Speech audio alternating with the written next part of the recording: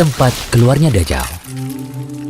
Pada pembahasan serial Dajjal sebelumnya, telah kita ketahui bersama bagaimana bentuk-bentuk fitnah yang akan dia bawa pada akhir zaman nanti. Dan sesuai janji, kali ini kami akan memaparkan tempat-tempat mana saja yang diketahui menjadi tempat munculnya Dajjal sesuai hadis-hadis sahih dari Nabi SAW. Seluruh informasi tentang Dajjal termasuk ke dalam masalah akidah dan keyakinan. Karena munculnya Dajjal bagian dari tanda akhir zaman, yang itu tidak mungkin bisa kita ketahui kecuali berdasarkan informasi dari wahyu. Dengan demikian, peristiwa munculnya Dajjal di suatu daerah hanya bisa diketahui dengan prinsip mendengar dan juga pasrah, bukan dari ilmu cocoklogi. Apa sih cocoklogi? Cocoklogi adalah suatu faham yang mencocokkan suatu kejadian, peristiwa, tulisan atau berita dengan dugaan-dugaan absurd. Tidak berfakta, hanya dugaan atau hoax semata dan berakhir dengan dugaan konspirasi. Nah, bagi penggemar teori konspirasi, berita tentang kemunculan Dajjal ini sangat mereka minati. Namun sayangnya yang menjadi rujukan bukanlah bukti otentik kabar dari Nabi SAW, tetapi sebatas orang yang diklaim sebagai dai spesialis akhir zaman yang banyak memberikan disinformasi tentang Dajjal. Berikut hadis-hadis sahih yang membicarakan tentang tempat keluarnya Dajjal. Dajjal akan muncul dari arah timur dari negeri Persia, disebut Khurasan. Dari Abu Bakar As-Siddiq, Nabi SAW bersabda, Dajjal itu keluar dari bumi sebelah timur yang disebut Khurasan. Dajjal akan diikuti oleh kaum yang wajah mereka seperti tameng yang dilapisi kulit. Hadis riwayat Tirmidzi dan Ibnu Majah.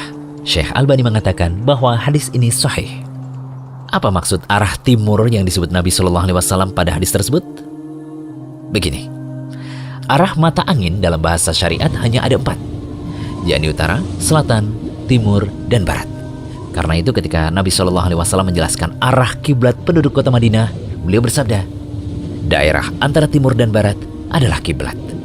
Hadis riwayat Nasai, Tirmidzi, Ibnu Majah, dan disahihkan oleh Syekh Albani.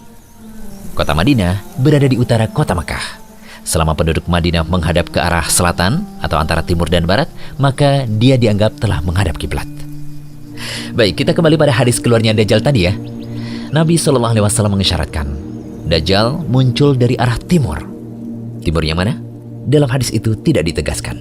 Namun jika kita fahami berdasarkan bahasa syariat, semua daerah yang berada di antara utara dan selatan dari kota Madinah masuk dalam cakupan hadis tersebut.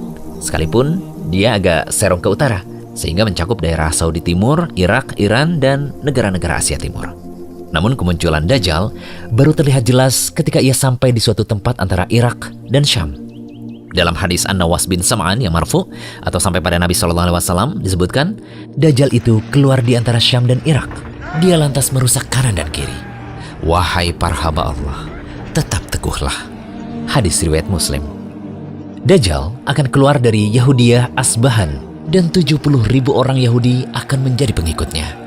Dari Anas bin Malik, Rasulullah SAW bersabda, Dajjal akan keluar dari Yahudiyah Asbahan dan 70.000 orang Yahudi yang memakai mahkota akan jadi pengikutnya.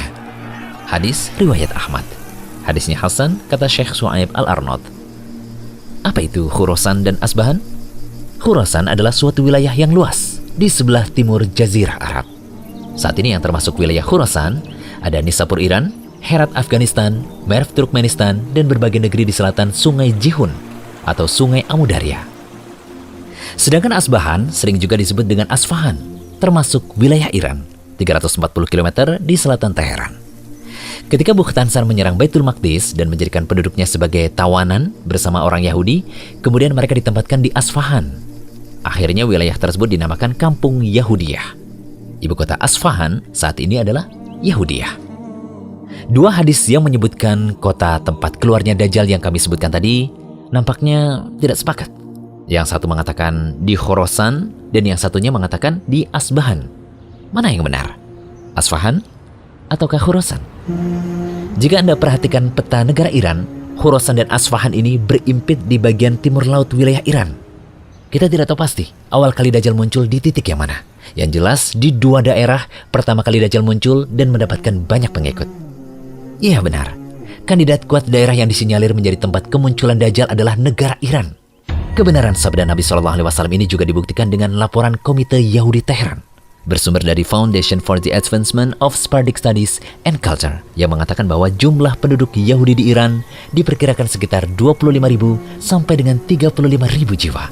Hal ini semakna dengan perkataan Ibnu Katsir dalam An-Nihayah fil Fitan wal Malahim bahwa munculnya Dajjal ialah dari Asbahan, yakni daerah yang disebut dengan Yahudiyah. Dajjal akan muncul dari Asbahan dan akan menelusuri muka bumi. Tidak ada satu negeri pun melainkan Dajjal akan mampir di tempat tersebut. Yang dikecualikan di sini adalah kota Mekah dan Madinah, karena malaikat akan menjaga dua kota tersebut. Dajjal tidak akan bisa memasuki keduanya hingga akhir zaman. Dalam hadis Fatimah bin Qais radhiyallahu anha disebutkan bahwa Dajjal nanti akan mengatakan, "Aku akan keluar dan menelusuri muka bumi. Tidaklah aku membiarkan suatu daerah, kecuali pasti aku singgahi dalam masa 40 malam selain Makkah dan Thayyibah atau Madinah Nabawiyah. Kedua kota tersebut diharamkan bagiku. Tatkala aku ingin memasuki salah satu dari dua kota itu, malaikat menemuiku dan menghadangku dengan pedang yang mengkilap. Dan di setiap jalan bukit ada malaikat yang menjaganya." Hadis riwayat Muslim.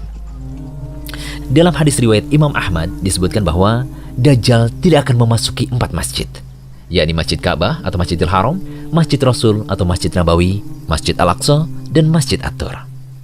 Para sahabat menanyakan pada Rasulullah SAW mengenai berapa lama Dajjal berada di muka bumi. Mereka berkata, "Wahai Rasulullah, berapa lama Dajjal berada di muka bumi?" Beliau bersabda, "Selama 40 hari, di mana satu harinya seperti setahun, satu harinya lagi seperti sebulan, satu harinya lagi seperti satu Jumat atau seminggu, satu hari lagi seperti hari-hari yang kalian rasakan." Kemudian mereka pun bertanya kembali kepada Rasulullah SAW, "Wahai Rasulullah, jika satu hari saja bisa sama seperti setahun, apakah kami cukup sholat satu hari saja?" "Tidak, namun kalian harus mengira-ngira waktunya," jawab beliau SAW. Hadis riwayat Muslim. Jawaban Rasulullah SAW terhadap pertanyaan para sahabat itu menunjukkan bahwa ketika Dajjal muncul, hari akan terasa begitu panjang, sampai terasa setahun, sebulan, kemudian seminggu. Dan ini bukanlah majas, tetapi makna hakiki dan benar-benar akan terjadi. Imam Nawawi rahimahullah menjelaskan mengenai memperkirakan waktu salat tentang hadis tadi. Jika setelah fajar berlalu, waktu yang masanya sama seperti waktu antara subuh dan duhur seperti hari biasa, maka salatlah duhur. Jika berlalu waktu yang masanya seperti antara duhur dan asar, maka salatlah asar. Jika berlalu waktu yang masanya seperti antara asar dan maghrib, maka salatlah maghrib. Demikian yang dilakukan untuk sholat isya dan subuh, kemudian duhur, asar dan maghrib diberlakukan demikian sampai berlalu waktu yang terasa 1 tahun, sebulan atau seminggu tadi. Semoga pembahasan kali ini bisa menjadi informasi tambahan tentang Dajjal yang wajib diimani oleh kaum muslimin dan dapat menambah semangat kita untuk terus berlindung pada Allah agar kita diselamatkan dari fitnah Dajjal. Nantikan pembahasan serial Dajjal selanjutnya di channel Rumaiso.com. Jangan lupa kunjungi Rumaiso.com, update setiap hari, insya Allah.